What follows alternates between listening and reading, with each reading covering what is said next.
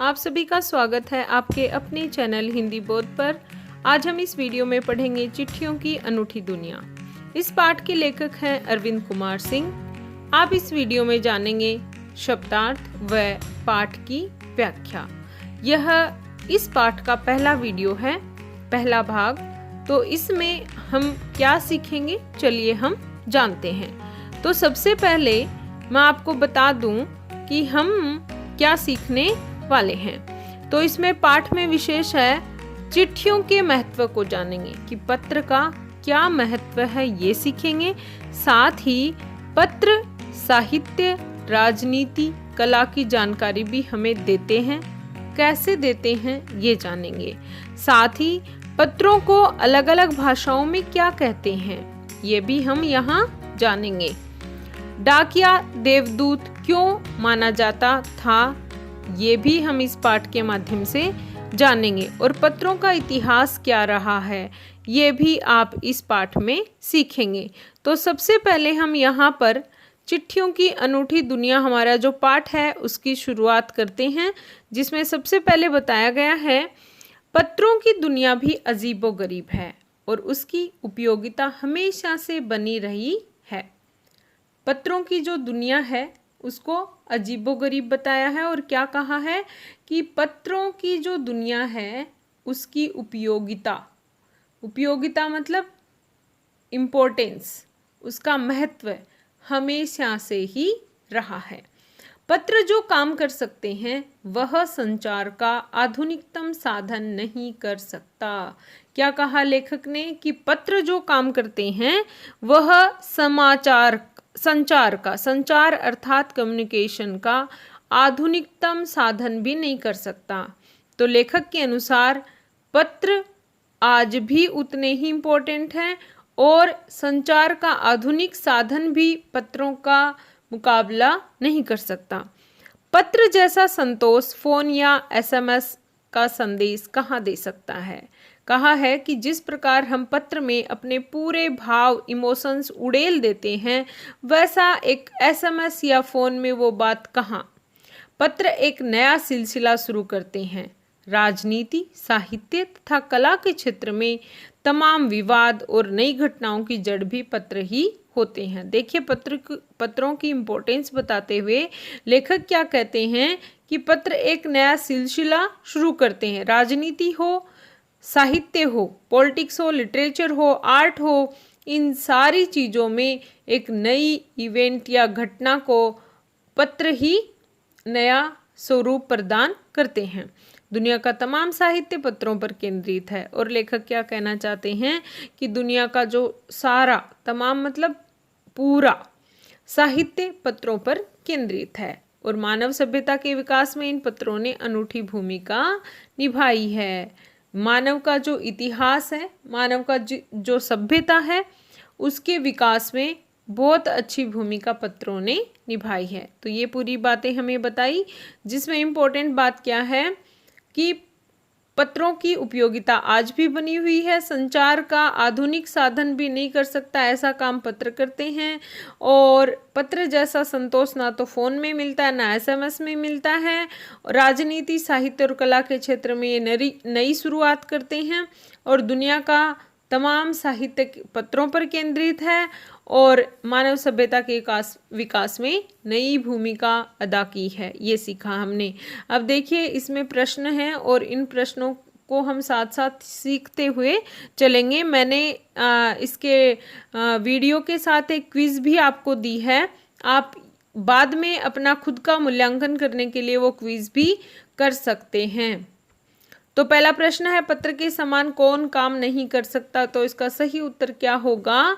सही उत्तर इसका होगा संचार के आधुनिकतम साधन। पत्रों जैसा संतोष कौन नहीं दे सकता। तो इसका उत्तर क्या है? फोन और एसएमएस। दुनिया का तमाम साहित्य किस पर केंद्रित है। तो ये भी हमने सीखा, इसका उत्तर है पत्रों पर केंद्रित है। पत्रों ने अनूठी भूमिका कहाँ निभाई। तो इन्होंने निभाई मानव सभ्यता के विकास में। तो ये हमने सीखा। अगला प्रश्न देखिए, कोई भी पैराग्राफ आपके परीक्षा में पूछा जाता है तो उसमें एक पैराग्राफ के साथ एक ग्रामर का क्वेश्चन भी होता है। तो मैंने यहाँ पर दिया है केंद्रित शब्द में प्रत्यय है, तो इसका सही उत्तर क्या होगा? इत। अब हम जानेंगे कि प्रत्यय होता क्या है। तो इसका सही उत्तर ये है बच्चों, जो शब्दांश मूल शब्द के बाद में लगकर उसके अर्थ में बदलाव ला देता है उसे प्रत्यय कहते हैं। जो भी शब्दांश कौन होते हैं? प्रत्यय और उपसर्ग। जो मूल शब्द के बाद में लगते हैं उन्हें प्रत्यय कहा जाता है, जो मूल शब्द के पहले लगते हैं उन्हें उपसर्ग कहा जाता है। और ये मूल शब्द के साथ में लगकर उसके अर्थ में बदलाव ला देते हैं, परिवर्तन, चेंज ला देते हैं, तो ये कहलाते हैं उपसर्ग और प्रत्यय। तो केंद्रित शब्द में केंद्र प्लस इत, मूल शब्द क्या है? केंद्र, जिसमें इत प्रत्यय लगने से नया शब्द बन गया केंद्रित। आगे, पत्रों का भाव सब जगह एक सा है, भले ही उसका नाम अलग अलग हो। अब देखो क्या कहा है, अलग अलग भाषाओं में पत्र को अलग अलग नाम दिए गए हैं, लेकिन उनका जो भाव है, इमोशन है, वो एक जैसे होते हैं। कैसे? अलग अलग भाषाओं में क्या नाम है वो हम सीखेंगे। पत्र को उर्दू में खत, संस्कृत में पत्र, कन्नड़ में कागद, तेलुगु में उत्तरम, जाबू, लेख तथा तमिल में कड़िद कहा जाता है। पत्र यादों को सहेज कर रखते हैं। किसको सहेज कर रखते हैं? यादों को। आप पत्रों के महत्व को जानने के लिए अपने ग्रैंड पेरेंट और अपने माता पिता, अपने दादा दादी, नाना नानी से बात करिए, वो आपको पत्रों के महत्व के बारे में बहुत अच्छे से समझा सकते हैं। और आपके परिवार से अगर कोई सदस्य आर्मी में, फौज में रहा है तो और ज़्यादा महत्व इस बात का वो जानते होंगे। तो पत्र के महत्व के लिए आप अपने परिवार के सदस्यों से भी जानकारी प्राप्त कीजिए। पत्र यादों को सहेज कर रखते हैं, इसमें किसी को कोई संदेह नहीं है। हर एक की अपनी पत्र लेखन कला है और हर एक के पत्रों का अपना दायरा। क्या कहा है? हर व्यक्ति की पत्र लिखने की डिफरेंट शैली है, अलग तरीके से लिखता है वो, और पत्र लेखन की एक उनकी अपनी कला है, उनका अपना आर्ट है। दुनिया भर में रोज करोड़ों पत्र एक दूसरे को तलाशते तमाम। अब देखिए यहाँ पर आगे है इसके बाद का पैराग्राफ, उससे पहले क्या है, प्रश्न दिए हैं। तमिल भाषा में पत्र को क्या कहते हैं? तो इसमें आपने सीखा था तमिल भाषा में पत्र को कहते हैं, क्या कहते हैं? कड़िद। अगला प्रश्न है, उत्तरम, जाबू, लेख पत्र को किस भाषा में कहा जाता है? ये नाम पत्र को किस भाषा में दिए गए हैं? तो इसका सही उत्तर क्या है? तेलुगु। पत्र किसे सहेज कर रखते हैं? तो इसका सही उत्तर है यादों को। तो ये थे इस पैराग्राफ के प्रश्न। अब हम आगे चलते हैं। तमाम ठिकानों तक पहुंचते हैं।